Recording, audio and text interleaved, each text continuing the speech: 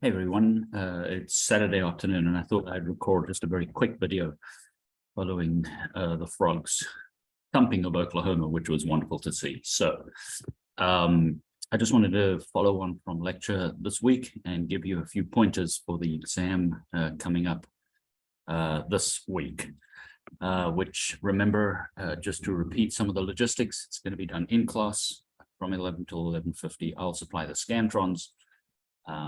Just make sure you bring a pencil. I've shared on the screen here the study guide, and let me just reiterate what I said in class about the study guide.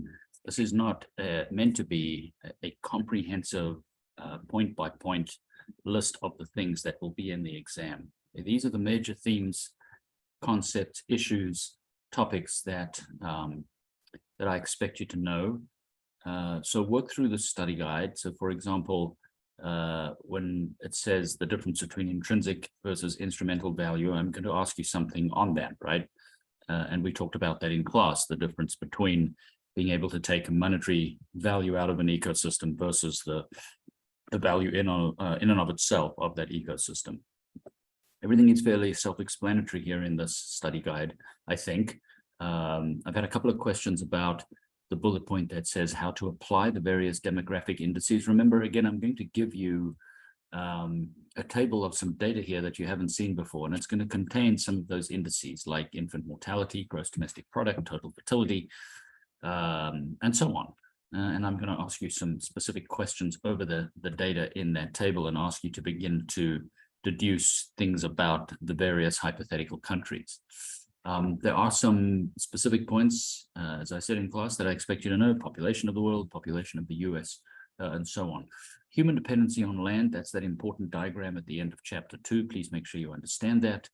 The difference between a reserve and a resource, the various environmental impacts associated with the use of all of these technologies, not just fossil fuels, but also nuclear and renewables, and also how to calculate how many houses a wind turbine can power. So there's nothing in this exam that should be a surprise or be unseen. We've covered everything in class.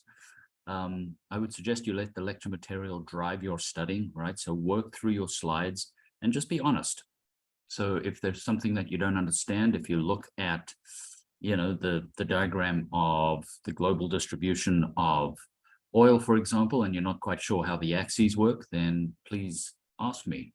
Either stop by a class or stop by on Zoom. So as far as Zoom goes, and I'll put this in an email as well, I will have some virtual office hours tomorrow, which is Sunday, and I'll probably do it sometime between 9:30 and 12:30, right? So after 9:30 in the morning, I'll have my Zoom up. It'll be the Zoom link that is on the syllabus, and I'll also send that out in an email shortly. So at the very least, you should be able to pop on if you would like to tomorrow morning. That's Sunday, between 9:30 and 12:30. Monday looks pretty full on the calendar, but you can certainly email me and slot in if you need a specific meeting on that. And it's just a repeat, let your lecture material drive your preparation. So go through those slides, make sure you understand them, make sure you can apply those concepts. Fire me an email if you do have a question. Please, no emails that have please explain the following 30 points. I don't have time to do that, but I can certainly reply to a quick email if you have a specific question. I think that's it. There'll be an email coming shortly. Have a good weekend. We'll see you this week.